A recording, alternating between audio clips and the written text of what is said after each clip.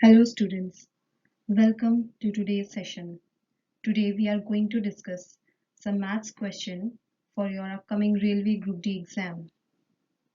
But before that, to make your preparations even better, we have launched Aaklan app.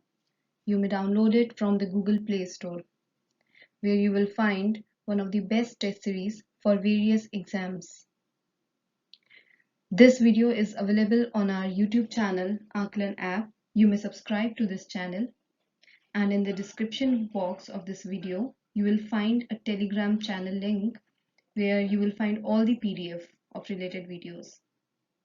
So let's start today's class.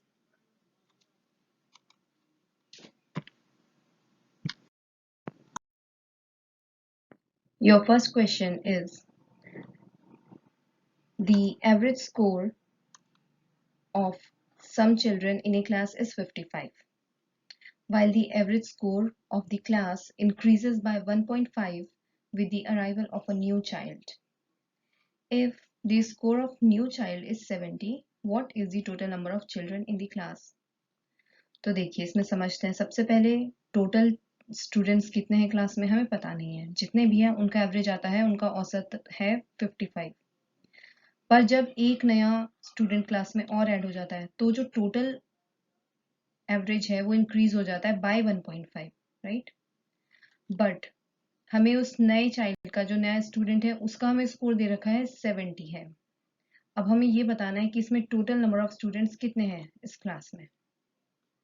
Okay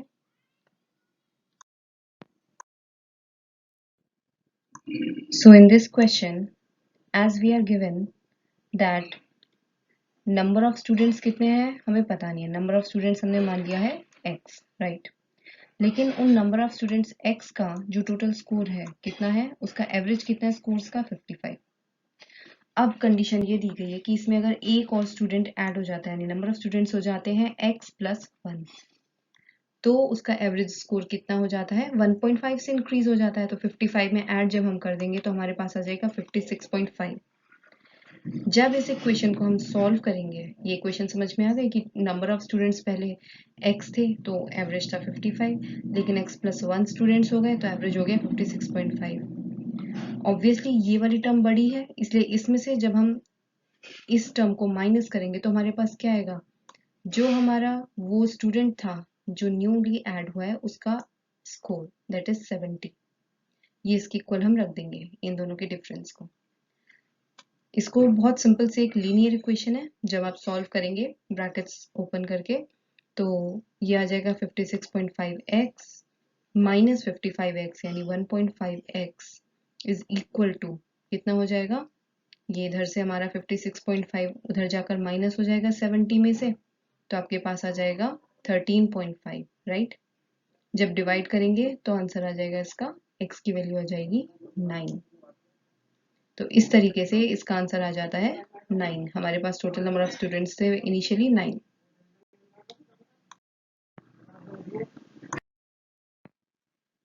In this question, it is written that LCM of two natural numbers is 590, while their HCF is 59. How many set of values are possible? जब LCM दे रखा है, HCF दे रखा है, दोनों ही numbers नहीं दे रखे, लेकिन हमसे ये नहीं पूछा कि वो नंबर्स कौन से हैं, हमसे पूछा है ऐसे कितने सेट पॉसिबल हैं वैल्यूज के। तो इसे देखते हैं। इस क्वेश्चन में हमें दे रखा है LCM 590, राइट, और HCF है 59। अब देखो जो HCF होता है हाईएस्ट कॉमन फैक्टर, इसका मतलब क्या है कि जितने भी नंबर्स का वो HCF है उन नंबर्स के अंदर वो खुद प्रेजेंट होगा क्योंकि वो उनका कॉमन फैक्टर है। तो ऐसे में हम नंबर्स को क्या जूम कर लेते हैं, 59A 59B मीन्स HCF को x और y से या फिर a और b से मल्टीप्लाई कर लो, ठीक है। तो ऐसे हमारे पास दोनों नंबर आ जाते हैं। हमने मान लिया नंबर्स हो गए हमारे ये दोनों। अब ये फॉर्मूला बहुत सिंपल फॉर्मूला है, एलसीएम एचसीएफ में यही एक फॉर्मूला इस्तेमाल होता है, product of two numbers is equal to LCM into HCF. तो एलसीएम इनटू एचसीएफ हमारा हो गया ये एलसीएम 590, HCF 59 और प्रोडक्ट ऑफ नंबर्स कितना है 59A और 59B। जब इसे सॉल्व किया तो ए बी की वैल्यू आ गई 10। ए बी 10 होने का क्या मतलब है, हमसे पूछा गया था सेट ऑफ वैल्यूज कितनी बन सकती है, यानी 10 के कितने फैक्टर्स बन सकते हैं, ऐसे नंबर जिन्हें मल्टीप्लाई करके 10 आए। एक सेट ये रहा 10 और 1, दूसरा सेट ये रहा 5 और 2। ये आ गए पॉसिबल वैल्यूज जो हो सकती है।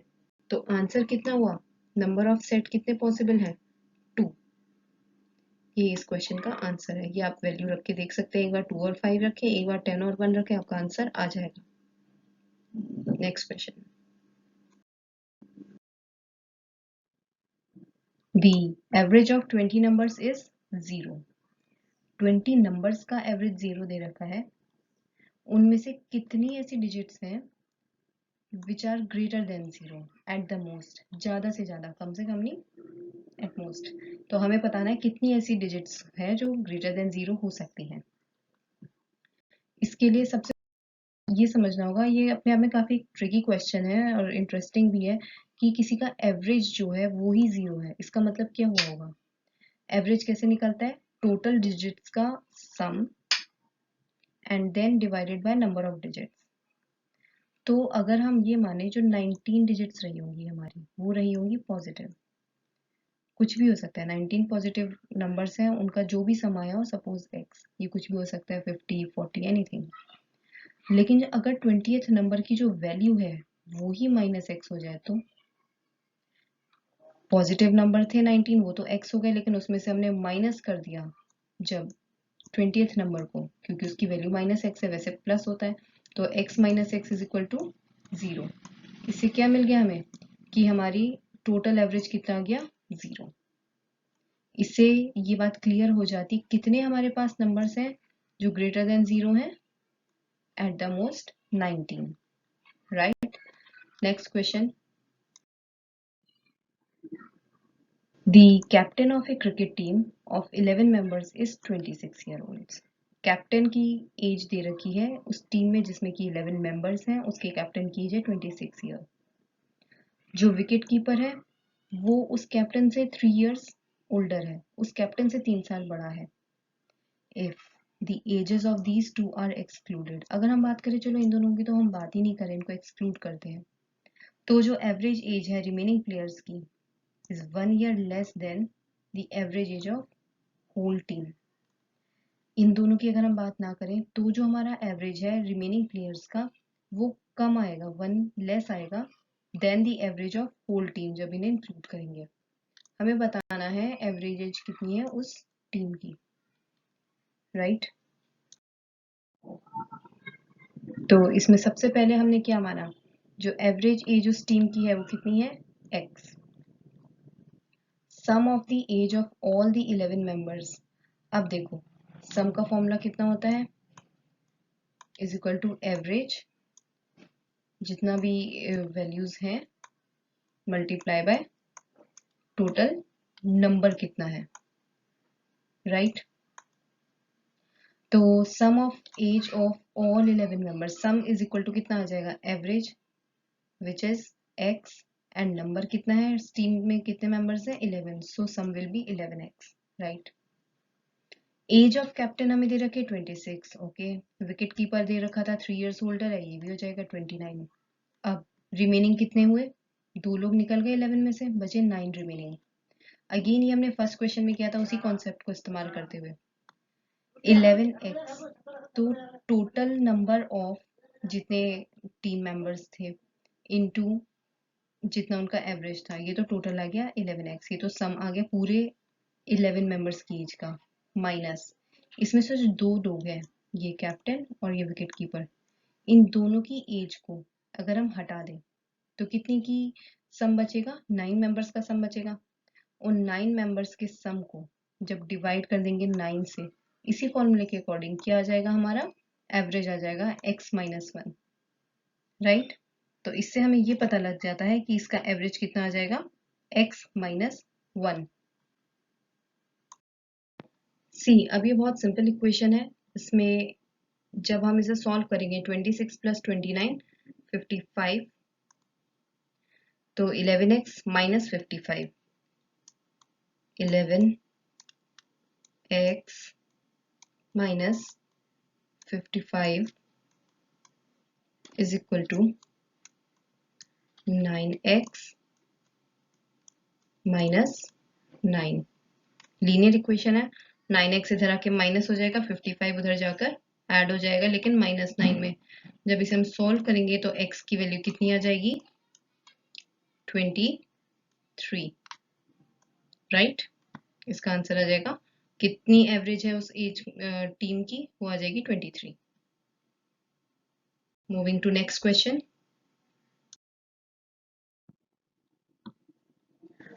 अगर आपको ये मैथ्स के क्वेश्चंस बहुत इजीली समझ में आ रहे हैं तो आप इस वीडियो को लाइक ज़रूर करें और ज़्यादा से ज़्यादा लोगों में इसको शेयर करें। ओके, तो ये जो हमारा क्वेश्चन है, इसमें सबसे पहले दे रखा है intersection point of graph of equations. एक तो इक्वेशन है 5x minus 2y is equal to -1 और नेक्स्ट इक्वेशन है 3x minus 3x plus 4y is equal to -5। इन दोनों का जो इंटरसेक्शन है, इंटरसेक्शन का मतलब क्या है? जब दो लाइंस एक दूसरे को कट करती है तो वो पॉइंट जहां पर वो मिलती है उन्हें इंटरसेक्शन पॉइंट कहते हैं। वो इन दोनों इक्वेशंस, लाइन की इक्वेशंस हमें दे रखी हैं और ये जो इसका इंटरसेक्शन पॉइंट है इसकी वैल्यू है p अल्फा बीटा, यानी कोऑर्डिनेट्स हैं इसके alpha and beta. But you have to find the value of this term 2 alpha minus 3 beta, right. देखो पहली इक्वेशन हमें दे रखी है 5x minus 10y, sorry 5x minus 2y is equal to 1 -1, ठीक है। और दूसरी इक्वेशन हमें दे रखी है 4y minus 3x is equal to -5। चाहे यहाँ लिखो -5, चाहे इधर प्लस करके उधर 0 लिख दो, बात एक ही है। ये दो इक्वेशन हमारे पास है। हमें इसमें x और y की वैल्यूज फाइंड आउट करनी है। कैसे करेंगे? पता होगा जैसे कि हम इस तरीके के क्वेश्चन में या तो हम y और y को सेम करें या फिर हम x और x को सेम करें, राइट। तो यहाँ दिख रहा होगा इसमें कि y को सेम करना आसान है। अगर मैं इस इक्वेशन को, जो फर्स्ट इक्वेशन है, इसे मल्टीप्लाई कर दूं 2 से, कितना हो जाएगा? 10x minus 4y is equal to -2। Same हो गया y और y दोनों इक्वेशंस में। तो फर्स्ट इक्वेशन को 2 से मल्टीप्लाई करो और उसको सेकेंड इक्वेशन में ऐड कर दो। बहुत सिंपल मेथड है। इसको सॉल्व करोगे तो देखो 5 इंटू 2 कितना आ जाएगा? 10x माइनस 3x कितना आ जाएगा? 7x। ऐसे -1 इंटू 2 -2 इंटू -5 कितना आ जाएगा? -7। इसे जब सॉल्व किया तो x की वैल्यू आ गई -1। सिमिलरली जब मैंने इस x की वैल्यू को इक्वेशन 1 में पुट कर दिया यहाँ पे, तो बहुत सिंपल है, 5 into -1 minus 2y is equal to -1। जब मैं इसे सॉल्व करूंगी तो y की वैल्यू कितनी आ जाएगी? -2। ये आ गई मेरी y की वैल्यू और ये थी x की वैल्यू। अब आपको याद होगा उसमें पॉइंट ऑफ इंटरसेक्शन पूछा गया था, which is p alpha comma beta. इसका मतलब क्या है कि x को रिप्रेजेंट करा है अल्फा और y को रिप्रेजेंट करा है बीटा, ठीक है। तो x की वैल्यू -1 वो हो जाएगी इस अल्फा की वैल्यू। सिमिलरली बीटा की जो वैल्यू -2 है वो हो जाएगी y की वैल्यू। बस जब हमें अल्फा और बीटा की वैल्यूज मिल गई तो ये जो टर्म पूछी गई थी 2 अल्फा माइनस 3 बीटा, इसमें अल्फा बीटा की वैल्यूज पुट करो। बहुत सिंपल इक्वेशन है, आंसर इसका सॉल्व करके आ जाएगा 4। ये इसका आंसर है। Moving on to next question. In this question, it is given that age of Saransh is 50 years, while age of Nazma is 40 years. और पूछा गया है how long ago, कितने सालों पहले जो रेशो था सारांश और नजमा की एजेस का वो था 3:2। Let's see.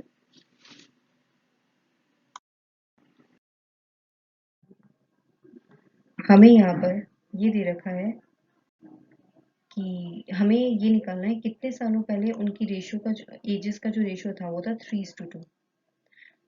अच्छा, हम मान लेते हैं उसको, जो भी चीज पूछी है उसे x अज्यूम कर लो। x ईयर्स पहले उनकी एजेस का रेशियो था 3:2, ये हमने मान लिया। एट प्रेजेंट अभी की अगर मैं बात करूं तो सारांश है 50 ईयर्स, नज़मा है 40 ईयर्स ओल्ड। और एक्स ईयर्स अगो की अगर बात करूं, जितने सालों पहले इनका हमने माना कि रेशियो ये था, तो सारांश की एज आ जाएगी 50 माइनस एक्स, नज़मा की आ जाएगी 40 माइनस एक्स। इससे जब रेशियो दे रखा है तो बहुत सिंपल है, सारांश की एज डिवाइडेड बाय नज़मा की एज। जब हम इन दोनों को डिवाइड करेंगे तो हमारा रेशियो आ जाएगा 3:2। आफ्टर सॉल्विंग दिस इक्वेशन बहुत सिंपल है, क्रॉस मल्टीप्लाई हो जाएगा। कैसे? 3 में तो मल्टीप्लाई हो जाएगा हमारा 40 माइनस एक्स, राइट। और इधर 2 में क्रॉस मल्टीप्लाई क्या हो जाएगा 50 माइनस एक्स। अब इसे सॉल्व करने में कोई प्रॉब्लम नहीं आएगी, सीधी सीधी इक्वेशन है। 3 into 40 120 minus 3x, 2 into 50 100 minus 2x। Solve करेंगे, बहुत सिंपल है, हमें पता लग जाएगा x की वैल्यू है 20, यानी 20 ईयर्स अगो उनका रेशियो 3:2 था। ओके, ऐसे ही और क्वेश्चंस की प्रैक्टिस करने के लिए आप गूगल प्ले स्टोर से आकलन ऐप को डाउनलोड करें, जिसमें आपको वेरियस एग्जाम्स के लिए टेस्ट सीरीज मिल जाएगी and a number of questions आपको मिल जाएंगे, जिससे आप अपना रिवीजन बेहतर कर पाए। Okay, a man said to his son, I was 1/3 of your present age when you were born. ये क्वेश्चंस बहुत पूछे जाते हैं इस तरह के। जब वो बच्चा उसका जब वो पैदा हुआ तो उसकी एज कितनी थी? उसके फादर की 1/3 थी, जो उसकी प्रेजेंट एज है उसकी। अब प्रेजेंट एज भी दे रखी है उस फादर की, दैट इज 48 ईयर्स। फाइंड करनी है हमें प्रेजेंट एज ऑफ द सन। बहुत सिंपल क्वेश्चन है, बहुत ही ज्यादा आसान। देखो, हमने मान लिया प्रेजेंट एज ऑफ सन है p। आज वो सन p ईयर्स का हो गया है, तो जब वो बॉर्न हुआ होगा उस समय उसके फादर की एज क्या रही होगी? 48 माइनस p। लेकिन इसकी एज जिस समय वो बॉर्न हुआ उस समय कितना, उसने कहा था कि उसके फादर ने कहा मैं कितना था प्रेजेंट एज के? तुम्हारी एज के 1/3 था, राइट।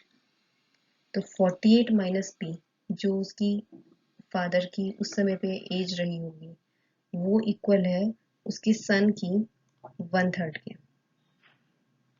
तो बहुत सिंपल है, ये कितना हो जाएगा? 48 इज इक्वल टू, ये वाला माइनस पी इधर आके प्लस हो जाएगा, p प्लस 1/3p। ये अब हम क्या करेंगे? एलसीएम ले लेंगे, कितना हो जाएगा ये? 3। वैसे तो डायरेक्ट हमें पता लग जाता है इसका आंसर 4/3 होता है, बट क्रॉस ये यहाँ पे मल्टीप्लाई होगा, कितना हो जाएगा? 3p plus p। इसकी वैल्यू आ जाएगी 4p/3। क्रॉस मल्टीप्लाई करेंगे तो हमारी p की वैल्यू कितनी आ जाएगी? 36।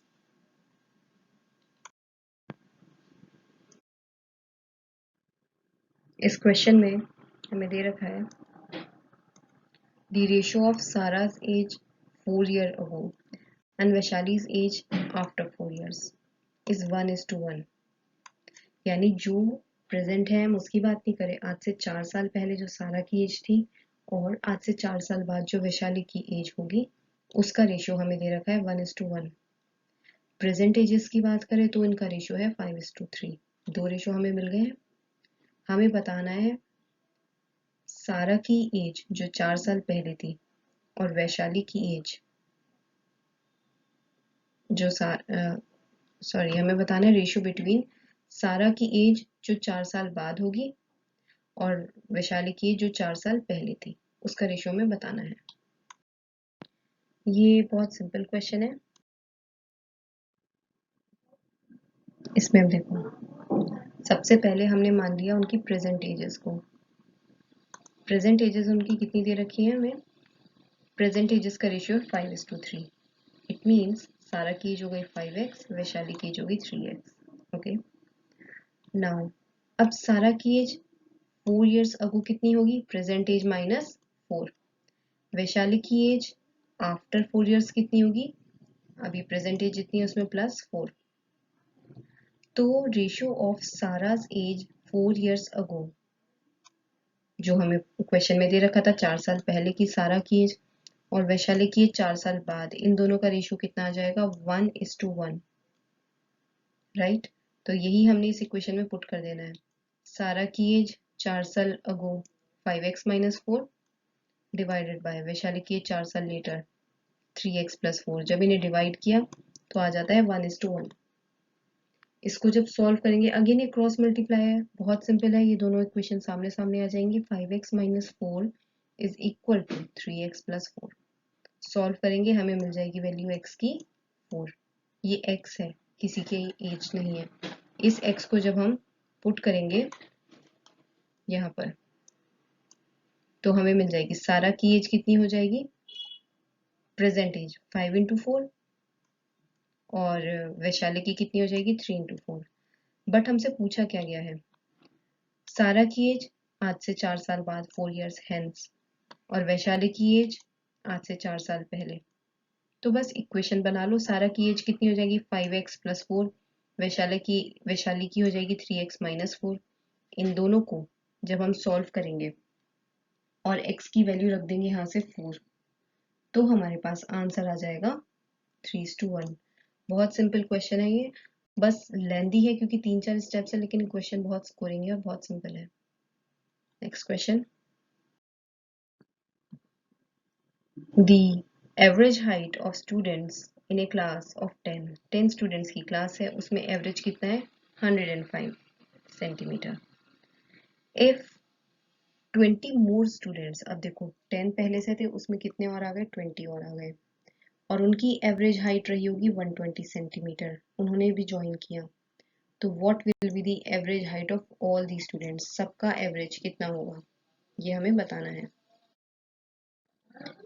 Average height of all the students, बहुत सिंपल क्वेश्चन है। 10 बच्चे थे पहले तो उनका एवरेज था 105, ठीक है।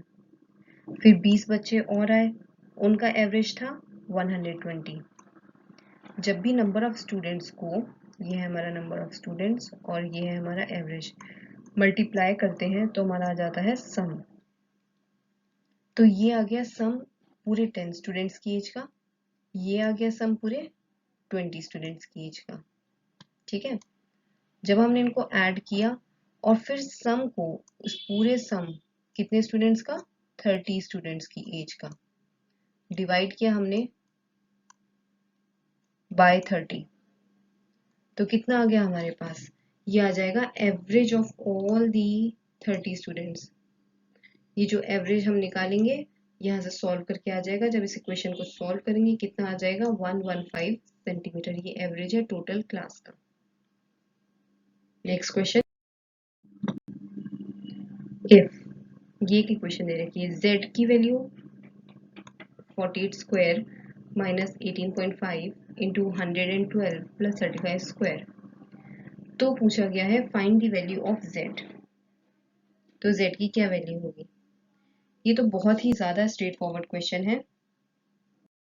इसमें हमें कुछ नहीं करना, बस इसको सॉल्व करना है। 48 का स्क्वायर निकालना है, 48 को हम देख लेंगे इसका स्क्वायर निकाल के, इन दोनों को मल्टीप्लाई करना है 18.5 एंड 112 को, एंड देन 35 का स्क्वायर निकालना है।